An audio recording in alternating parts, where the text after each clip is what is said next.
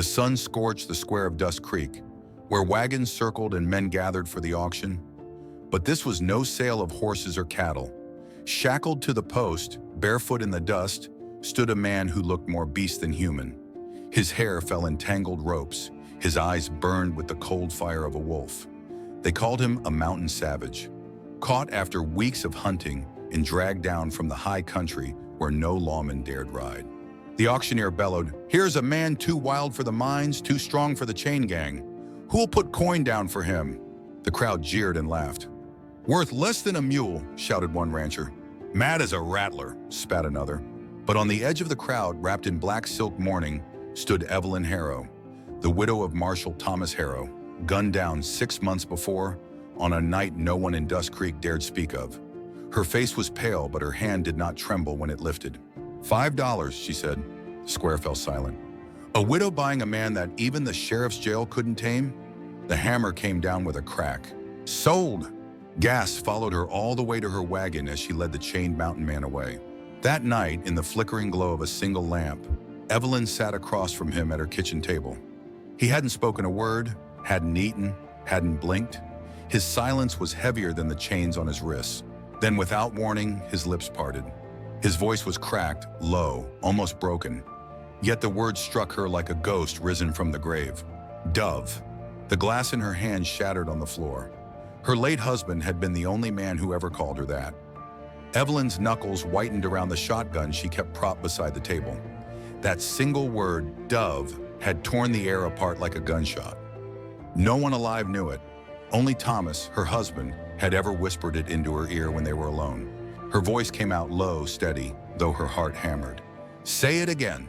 The mountain man lifted his eyes. They weren't crazed or feral now. They were searching, almost sorrowful, as if he'd dredged up something he had no right to touch. His lips moved once more. "Dove." Evelyn's chair scraped back. "Who told you that?" He didn't answer at first. The chains on his wrists rattled when he shifted, the sound filling the silence of the room. Finally, his voice rasped, heavy as stone. "Not told. Remembered." Her breath caught. Remembered? Outside, the coyotes sang to the moon, and the wind rattled the shutter as though Dust Creek itself listened. By dawn, word had already spread. Evelyn Harrow had brought a killer into her house. At the blacksmith's forge, old Caleb spat into the coals. "She'll wake up cold one morning, throat cut ear to ear." Over whiskey in the saloon, Deputy Sam Holt muttered, "Stranger was caught not 2 miles from Harrow Ridge, the very place Marshal Harrow rode the night he vanished." By noon, Sheriff Briggs himself appeared at Evelyn's ranch. He was a heavy man with sharp eyes, a man who liked order more than justice. 2 deputies flanked him. "You can't keep him, Evelyn," Briggs said from the porch. "That man's a danger to every soul in this county." Evelyn stood in the doorway, shotgun across her lap. "I bought him lawful at auction. He's mine," Briggs sneered. "Law don't work that way. You don't buy men like mules." Her grip on the shotgun tightened. "The law put my husband in the ground without answers, Sheriff. Don't come telling me how it works." Behind her, through the narrow doorway, the mountain man watched. His face was unreadable, but his eyes, those strange, haunted eyes, studied her with an intensity that made her shiver. When Briggs finally left, muttering curses under his breath, Evelyn turned back inside. She found the stranger still sitting where she'd left him, shoulders slumped like a man carrying more than chains. His voice was raw when he spoke again. "Your husband." He paused as if testing the memory. "He saved me, once, up in the high country. Gave me his coat when the snow came." Evelyn froze. The coat, the very one Thomas had worn the night he died, returned to her torn and stained, smelling of pine smoke and blood. Before she could press him further, a rider thundered up the trail, dust trailing behind. A young courier dismounted, his face pale. He carried an envelope stamped with the marshal's seal from the next county over. He handed it to Evelyn with trembling fingers. "Ma'am, you ought to know. That man in your house ain't just wanted for murder. He's tied to something far worse. Folks are coming for him. Soon." The rider spurred off before she could ask another word. Evelyn's gaze fell back to the stranger, this so-called savage who knew her husband's secret name and his last coat. For the first time since Thomas died, she felt both fear and a flicker of hope. The letter shook in Evelyn's hand as she broke the seal. Sheriff Briggs had barely cleared the ridge, yet already her ranch felt besieged by unseen eyes. She unfolded the page and read under the dim lamplight. Wanted Jonah Crowe, accused of murder in 3 counties, suspected accomplice in raids along the Colorado line, dangerous, to be delivered alive for federal trial. Reward, $100. Evelyn's eyes darted to the man in her kitchen. He sat silent, chained, his hair falling across his brow. $100 was more than most men made in a season. No wonder Dust Creek wanted him gone. Jonah Crowe, she said aloud. The stranger's head lifted at the sound of his name. For the first time, he didn't look feral. He looked tired, like the weight of the mountains had been chained to his back. Is that who you are? Evelyn pressed. He nodded once, slow. It's what they call me. The air thickened. And what do you call yourself? For a long moment, only the ticking of the mantel clock answered. Finally, he muttered, Doesn't matter. I'm not the man they say I am. Evelyn's jaw tightened. Then why whisper my husband's name for me? Why know things you shouldn't? His eyes sharpened. Because I was there, Mrs. Harrow, the night your husband died. The words nearly took her to her knees. She gripped the chair for balance. You lie. Jonah shook his head. I owed him my life. He pulled me out of the storm on Harrow Ridge. We were trapped 3 days. I thought I'd die, but he kept a fire burning. Gave me his coat when I couldn't stand the cold. When the storm broke, we rode down together, but only one of us returned. Evelyn's breath rasped. You expect me to believe you were with Thomas the night he was shot? Jonah's gaze held hers steady. Not shot, ambushed. Your husband never had a chance. He knew they were coming. He told me, if I made it out alive, I had to find you and call you by that name so you'd know the truth came from him. The room tilted. Evelyn stumbled back, the letter still clutched in her hand. If Jonah spoke true, then Thomas's death wasn't the accident the town claimed. Someone in Dust Creek had lied. Someone close. But before she could demand more, hoofbeats thundered outside. A dozen riders, their shadows long in the dusk. Evelyn rushed to the window. Dark hats, rifles slung. Not lawmen, hired guns. Jonah's chains rattled as he rose to his feet. Taller now, dangerous even bound. They've come for me, he said. And if you open that door, they'll kill us both. Evelyn's hand found the shotgun. Outside, the riders circled like wolves, lantern light catching the steel of their guns. A voice called out, cold and commanding. Widow Harrow, send out the savage or we burn your house to the ground. Her pulse hammered. She had to choose. Deliver Jonah Crowe to the wolves outside or believe the only man alive who carried her husband's last words. The demand echoed through the night like a death sentence. Evelyn's fingers curled tighter around the shotgun, the wooden stock slick with sweat. Outside, the riders' horses stamped and snorted, their lanterns glowing like eyes in the dark. She counted at least 10 men, mercenaries, not townsfolk. They had come ready for war. Jonah stood in the lamplight, his chains clinking as he moved closer. They won't let you walk away, widow. To them, you're already guilty, just for keeping me. Her voice was sharp, though fear threatened to crack it. And why should I trust you? For all I know, you brought them here. Jonah's eyes flared. If I wanted you dead, you'd already be in the ground. Before Evelyn could reply, a rifle cracked outside. The bullet shattered the window, showering the kitchen in glass. She dove to the floor, dragging the lamp with her, plunging the room into darkness. The smell of oil and dust filled her lungs. Another voice from outside, harsh, mocking. Last chance, Harrow. Give us Crowe, and maybe we'll leave you breathing. Jonah crouched beside her, his chains rattling softly.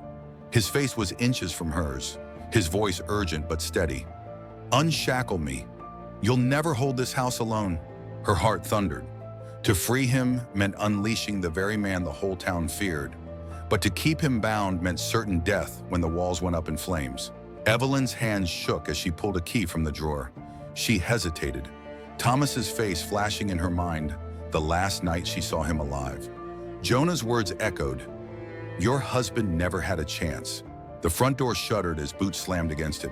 Smoke curled under the frame. Someone had lit a torch. She shoved the key into the lock, the metal groaning as it turned.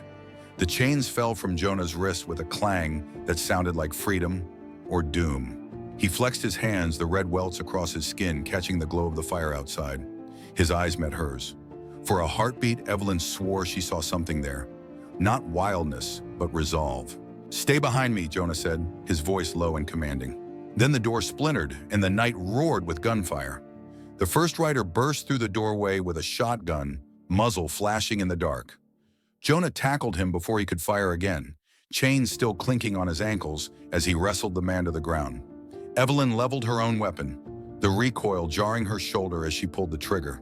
The invader fell back into the night, blood mixing with the dust at her threshold. The house shook with the storm of bullets outside. Windows shattered, glass rained onto the floor. Flames licked the porch as torches landed against the wood. Evelyn grabbed a bucket, doused the fire, but another torch came flying. The ranch was turning into a coffin. Jonah rose, face streaked with sweat and soot. He snatched the fallen rider's revolver, turning it in his massive hand like a man who had been born to it. For the first time since she'd seen him, Evelyn realized this was no wild animal. This was a fighter, a survivor. "Basement," he barked. She hesitated. The trapdoor in the kitchen floor had been Thomas's hiding place for rifles and whiskey, never meant for guests. But Jonah shoved it open, revealing a tunnel braced with old timber. "Your husband built this," he said quickly. "Said it would keep you safe if the day ever came." Evelyn froze. Thomas had never spoken of it. How could Jonah know? Before she could demand answers, the porch collapsed in flame. Men shouted outside, boots stomping closer. Jonah grabbed her wrist, dragging her toward the tunnel. "You can hate me tomorrow," he growled, "but tonight, if we don't run, you'll never see the morning." They dropped into the dark just as the door gave way, riders flooding the house. Evelyn clutched the shotgun, the heat of the fire chasing them down the passage. Behind them, the home she and Thomas had built together burned to the ground, wood cracking, memories turning to smoke. The tunnel spat them out half a mile from the ranch into the thick of the sagebrush. Evelyn gasped for air, coughing from the smoke, her lungs raw. The flames lit the horizon behind them, a pyre that would draw Dust Creek awake. Jonah crouched beside her, revolver steady, eyes scanning the ridge. "They'll follow," he said. "They won't stop until I'm dead, or you are." Evelyn gritted her teeth, her face lit orange by the fire's glow. "Then you'd better start talking, Crowe. Because if I'm to die beside you, I want the truth of what happened to my husband." Jonah's jaw tightened, his gaze fixed on the burning house. Finally, he spoke. The man who gave the order to kill him wasn't some outlaw in the hills. It was someone in Dust Creek, someone with a badge. Evelyn's breath caught. If what Jonah said was true, then Thomas Harrow's death had never been a bandit's bullet. It had been a betrayal, born from the very law sworn to protect them. The fire behind them still clawed at the sky when Evelyn and Jonah slipped deeper into the sagebrush, moving west toward the jagged outline of the mountains. Evelyn's chest ached with every breath, smoke still in her lungs, but she forced her legs to keep pace. Dust Creek would wake to ash and whispers at dawn, and when they did, the widow and the fugitive would already be gone. Jonah led with the sure-footed ease of a man who belonged in the wild. Chains still clung to his ankles, clinking softly, but even hobbled, he moved like a predator. Evelyn gripped her shotgun, heart hammering with every sound in the night, the snap of twigs, the distant cry of a nighthawk. When they stopped to rest by a dry creek bed, Evelyn finally broke the silence. "You said someone with a badge ordered Thomas killed. Who?" Jonah's eyes flickered in the moonlight, haunted yet resolute. "Sheriff Briggs." Her stomach turned. "Briggs? That's a lie. He buried my husband himself. He swore he'd find the men responsible." Jonah's jaw tightened. "And he did. He found me. But I wasn't the one who pulled the trigger. I was meant to take the blame. Wear the noose and bury the truth with me." The night pressed heavy between them. Evelyn thought back to Briggs's sneer on her porch, the way his deputies had shifted uneasily under his orders. Could it be true? Had the man who wore the badge betrayed Thomas to the grave? Before she could answer, a distant horn echoed through the canyons. Jonah stiffened. "They've got trackers?" Evelyn's grip on the shotgun faltered. "They'll hunt us till morning." Jonah turned to her, eyes sharp as the steel of his revolver. "Then we move higher, Harrow Ridge. It's the only ground I know better than they do, and it's where your husband fell. If you want the truth, that's where you'll find it." They climbed through the night, the ridge looming ahead, its black slopes etched against a sky riddled with stars. Evelyn's boots slipped on shale, But Jonah's hand caught her each time, rough and steady. Every touch brought the memory of Thomas flooding back, the way he'd guided her up these same slopes years ago, before shadows had claimed his name. Near dawn, they reached a narrow ledge where an abandoned hunter's shack crouched against the rock. Jonah pushed the door open, dust swirling in the pale light. Inside, the air smelled of pine and old smoke.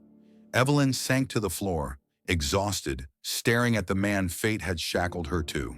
"You swear to me," she whispered, "that Thomas didn't die a lawman's fool death, that he was murdered." Jonah lowered himself opposite her, the first rays of dawn cutting across his scarred face. "I swear it, and if you want his killer's widow, you'll have to walk straight into Dust Creek's heart, because Briggs isn't the only one with blood on his hands." Evelyn's pulse quickened. The truth wasn't buried in the mountains. It was waiting back in the very town she'd called home. The first light of morning spilled across Harrow Ridge, painting the jagged stone in red and gold. Evelyn stood at the edge, wind tugging her shawl, staring down the steep gulch where her husband's horse had been found, riderless, broken on the rocks below. That was where they said Marshal Harrow died, where the town told her he'd met his end in a fall. But Jonah Crowe shook his head. "He didn't fall, he was pushed." Evelyn turned on him, shotgun still in hand.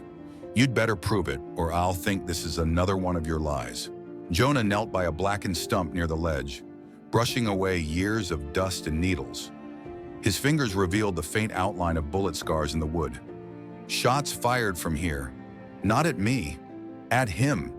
Whoever stood on this ridge wanted your husband dead before he ever made it home." Evelyn's stomach nodded. She remembered Briggs's report. No sign of foul play, just an accident. Yet here, beneath her feet, the truth was carved in splintered wood. Jonah's voice was low, steady. Thomas Harrow was too straight for Dust Creek. He dug into things the town wanted buried. Land deals, smuggling, men who wore badges by day and masks by night.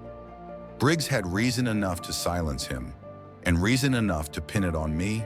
Before Evelyn could reply, a sharp crack split the air.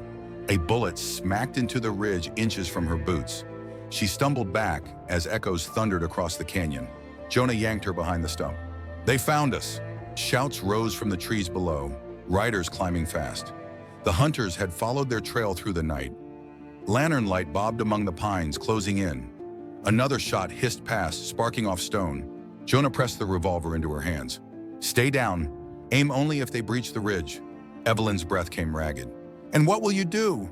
He uncoiled like a wolf, eyes narrowing. "I'll buy us time." Gunfire erupted. Jonah returned fire with brutal precision, his voice cutting through the chaos. "They don't want me alive. They want me buried. Same as your husband."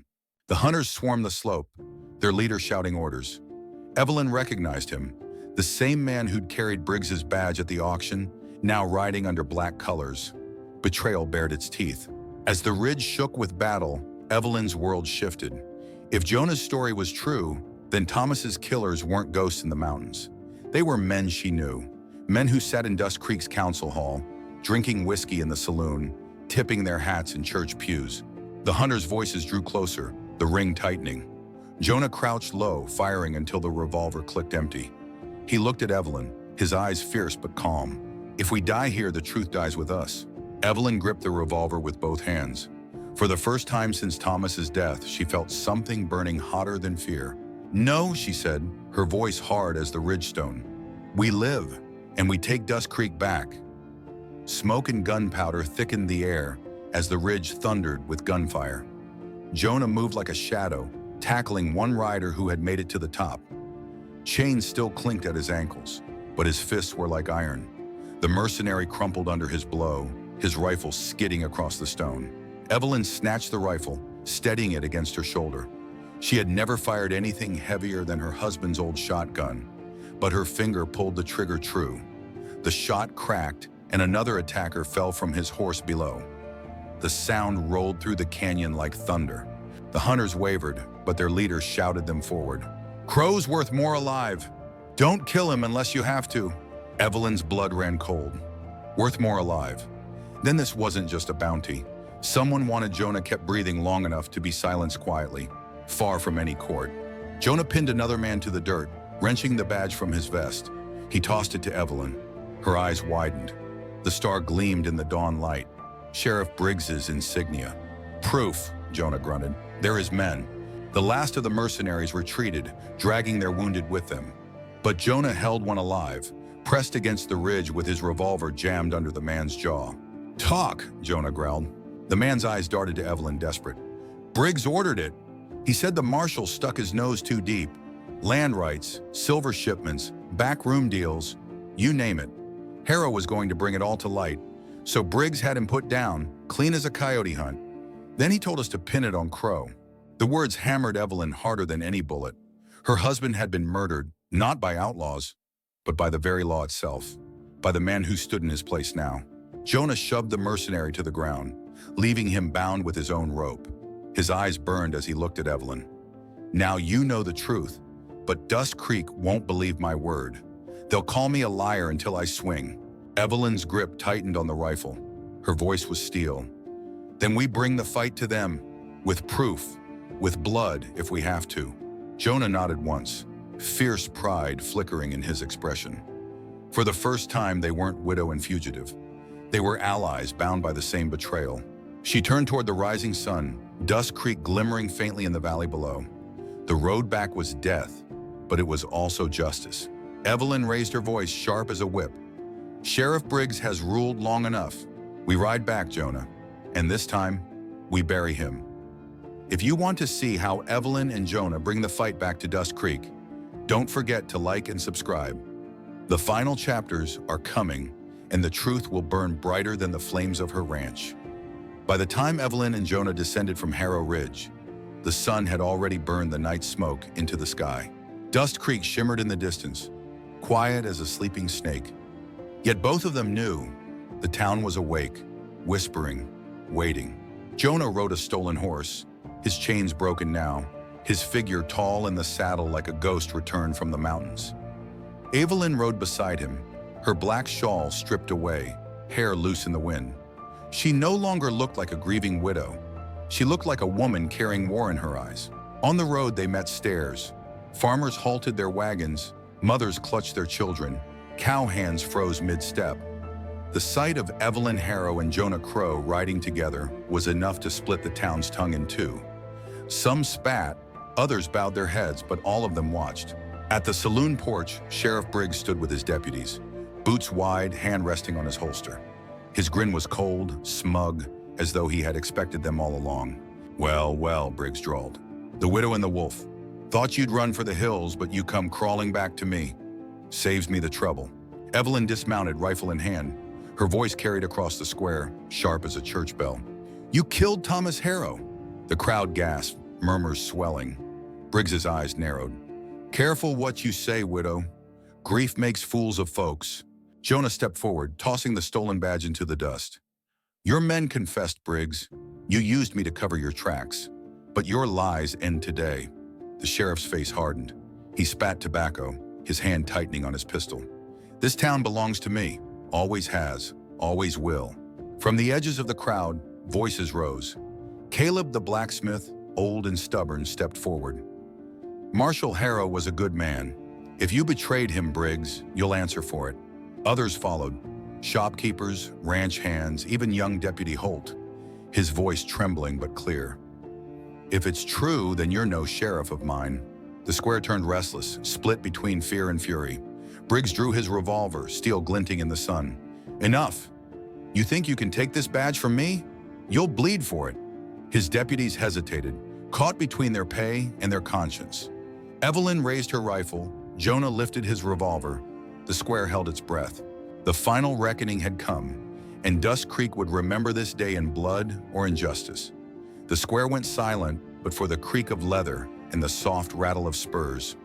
Briggs stood alone at the center, revolver gleaming in his hand. Across from him, Evelyn and Jonah stood shoulder to shoulder, rifles leveled. Last chance, widow, Briggs snarled. Step aside and I'll let you live. But that savage dies here. Evelyn's voice cut sharp as a whip. Thomas was my husband. You put him in the ground.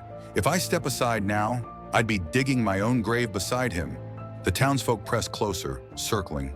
Dust Creek had never witnessed such a standoff.